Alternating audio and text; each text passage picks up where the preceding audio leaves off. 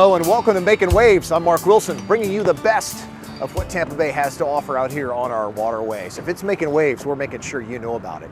And much more than just a lifestyle program, we're here to educate you and inform you with stories you're not going to see anywhere else. Climb along with me for an exclusive ride along with Tampa Bay's harbor pilots who steer those tankers in and out of the bay. See how one slip could be deadly. I'll also take you down below with an exclusive interview with Dr. Deep Sea, the man who just broke the world record for living underwater for 100 days. You got to see why he did it, for much more than just a record. But first, we've taken you along with us tarpon fishing.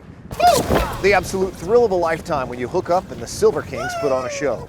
We showed you how they're tagging and tracking these prehistoric beasts. But before summer begins, there's another king making waves offshore. It's the kingfish. And it's time for a little offshore therapy.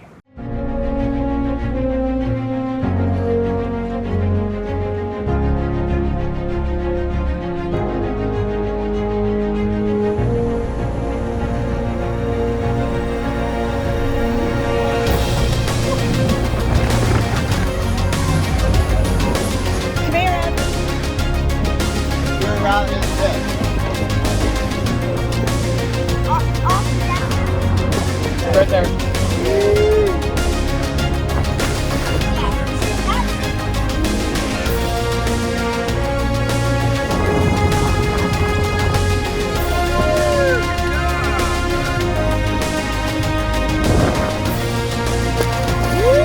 Yes, sir!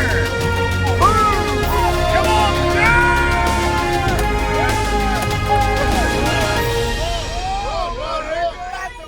boom! That is such a thrill if you can ever get offshore. Highly recommend it.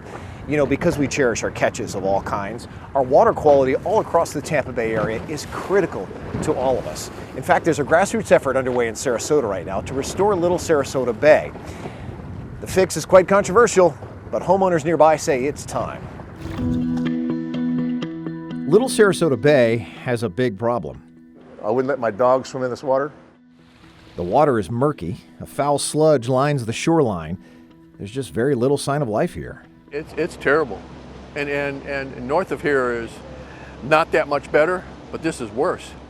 Ryan Martell's seen the fishery disappear before his eyes over the past 30 years. Oh, we had trout, reds, flounder, sheep's head. And His father ran Martell's fish camp, and he grew up running fishing charters here since 1948. Now there's not a fisherman or any fish, he says, to be found. we've got Blackburn Bridge down here, you know, then we got Stickney Point. Unless you have a pass here in the middle, this water doesn't move, it just stagnates.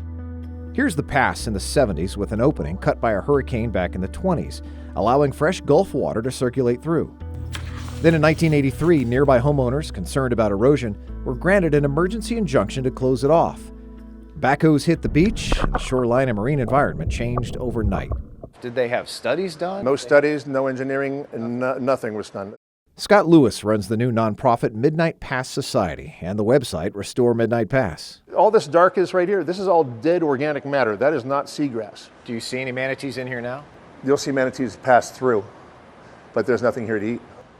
Yeah. Any dolphins? And I wouldn't, dolphins, again, passing through, nothing hanging out. And it's a lesson in contrast from above. They maintain reopening the pass right here, where it was closed off in 1983, would flush millions of gallons of water a day into the bay behind it and reinvigorate the marine environment. And Mother Nature appears to have done just that in St. Pete, when sand drifts closed off the northern tip of Shell Key here years ago, choking off the estuary behind it. But in 2017, Hurricane Irma cut a hole right in the middle of the island, instantly improving the water quality behind it. Marine life and birds swooped in that hadn't been seen there in years. But it's not just as easy as bringing in a backhoe and chopping this out. This new water is going to bring in new sand back here. That could be an issue if they don't dredge it. And dredging is also going to cost money. Also, the state had concerns in 2005 and 2008 about harming the beach's turtle nesting habitat, and felt at the time opening it would degrade the estuarine habitat rather than improve it.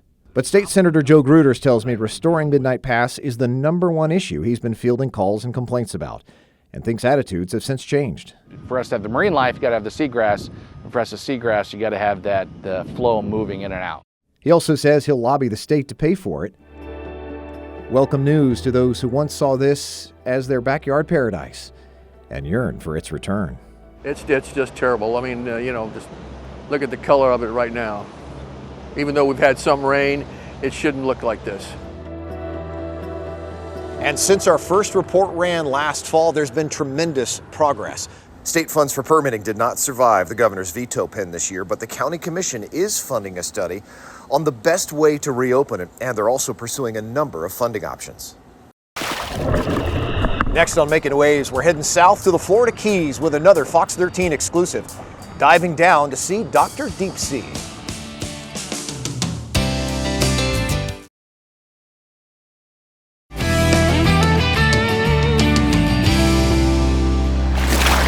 Hello and welcome back to Mak'n Waves, coming to you on location from the beautiful Florida Keys. Yeah, we are at the Jules Undersea Lodge at Project Neptune 100 in Key Largo, Florida, where there is a Tampa Bay area man who is 30 feet underwater. See where those bubbles are? He's 30 feet underwater, just set the record for the longest time spent living underwater. But more than just setting a world record, he's doing some incredible, critical brain injury research. And in all of his research and all of his communications, he's been Zooming and talking with people on the phone all over the world, reporters from one end of this world to another. But do you know how many reporters have been invited inside the tube with him? Just one, and you're looking at him. So let's go. Near the tip of the Florida Keys, a short swim from the dock at the Jules Undersea Lodge, sits a submerged habitat overflowing with promise.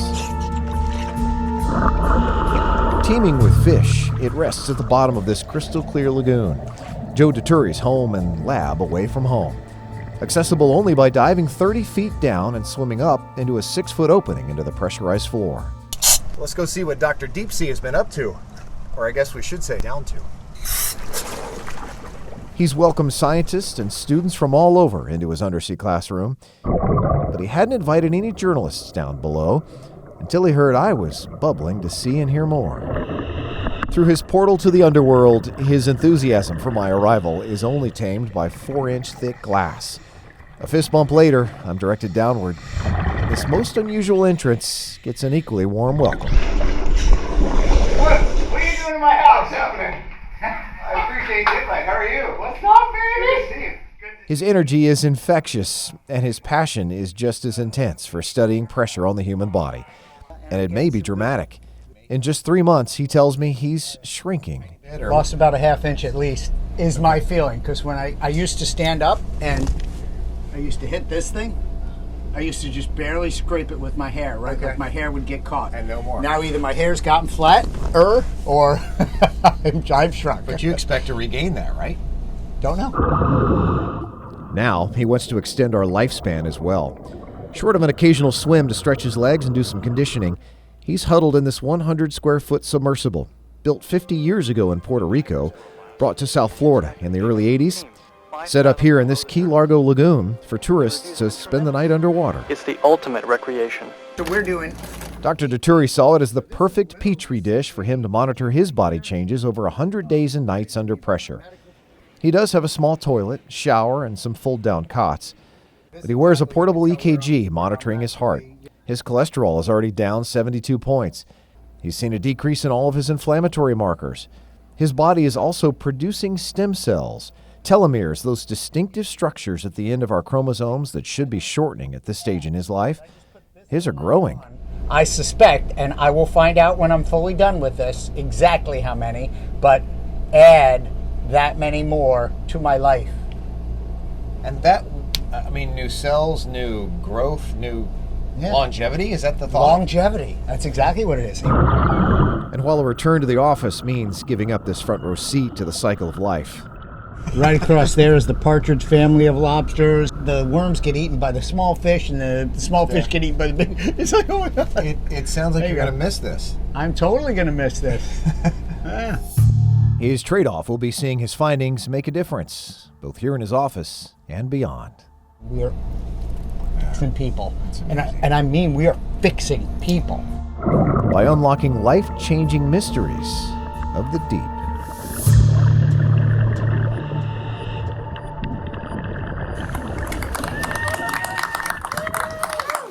And since our report, Dr. Deturi emerged safely, and he's anxious to present his findings this fall to the World Extreme Medicine Conference in Scotland. All right, coming up next on Mak'n Waves, ever wondered who steers those giant ships in and out of Tampa Bay? Climb along for the ride with some of those who have a job considered to be among the most dangerous in the world when Mak'n Waves rolls on.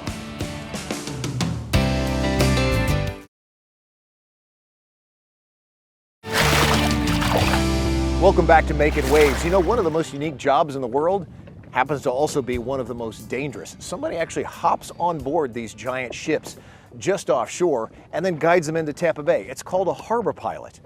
They'll buckle up for an exclusive ride with Tampa Bay's harbor pilots, those who are making waves, the big ones in the middle of the bay.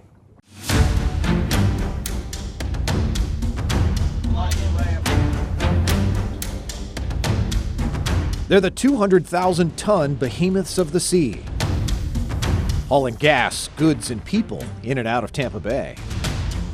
$30 million worth every year.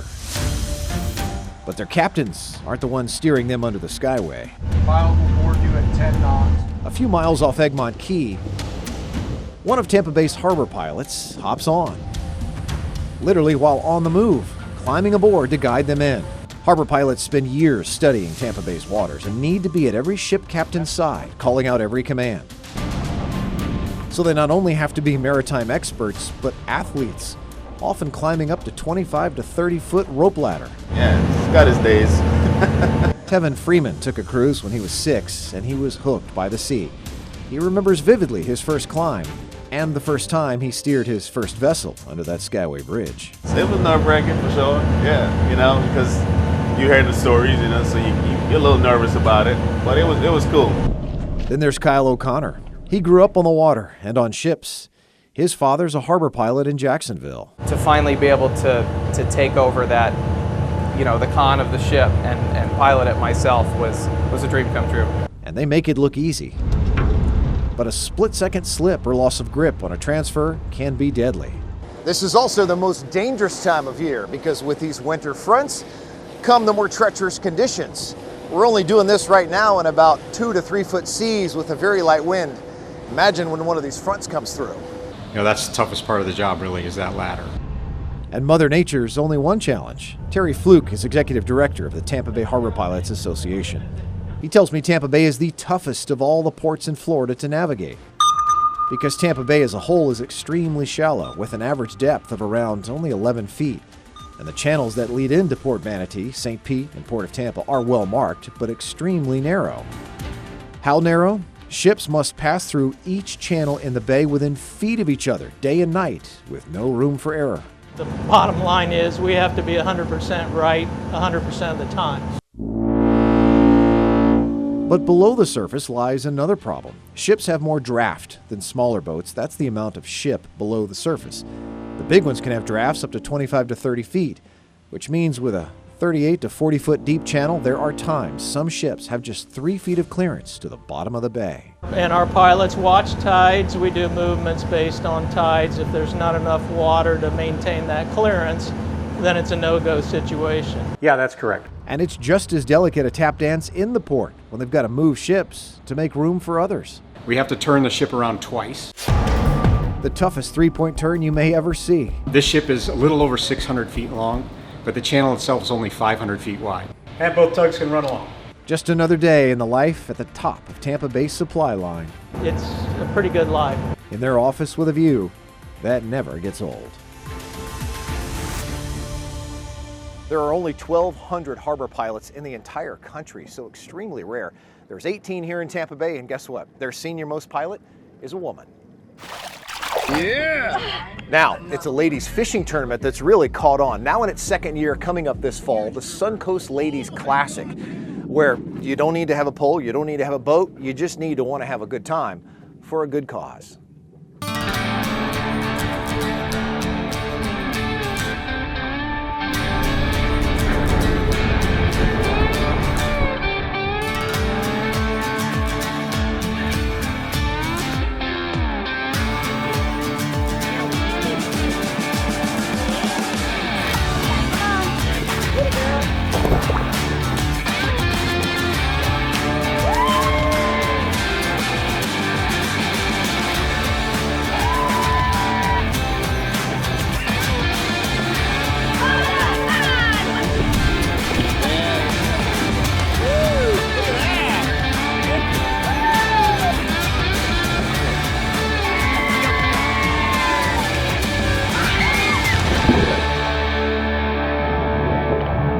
Congrats to last year's winners, $32,000 in total prize money, all proceeds going to Ready for Life.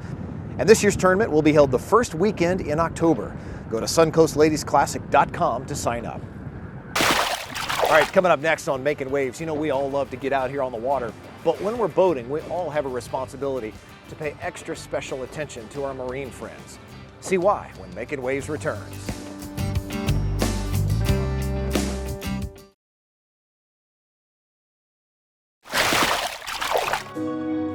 Welcome to Clearwater Marine Aquarium. Unfortunately, over the last several months, we have been running into a lot of collision or boat strike patients. With the busyness of the summer and more people out there, we're running into a lot of turtles or even other marine life that have encountered some kind of watercraft. I think his shell is cracked. So far this year, we've seen 33 turtles that have been affected by some kind of watercraft trauma. Unfortunately, only 4 of them came in alive. You guys are our eyes. So people out there on the boats, people out there on the beaches, even our own nesting team does patrol every morning and they'll come across a turtle that has been impacted. We just ask that everyone takes a few minutes while you're out on the water to pay attention and realize that you are out in these animals' space. So just respect them and be aware so that we can help prevent injuries in the future. Follow designated boating signals, so slow speed, minimum wake signs. Those are often posted for the protection of marine life in the area. Other things you can do are to have a designated spotter on your boat who can help alert you to any wildlife that might be around you so that you can look out for them and prevent running into them. And then you can also help by wearing polarized sunglasses such as these, which will help you to better see under the water what animals might be close to your boat and underneath you. All right, so we got a couple phone numbers. I'd love for you to put these in your phone in case you need them. First, you got Clearwater Marine Aquarium, or CMA. Then you've got Moat Marine in Sarasota. And then, of course, FWC. These are all of their hotlines to report any sort of an injured sea creature if you happen to come across one while you're out in the boat. All right, before we go, chances are if you're not making waves of your own, you like to enjoy a Florida pastime of watching the sun set into these waves. And if you haven't seen it out here on Pass-a-grille, well, there's a tradition unlike any other that rings true every single night.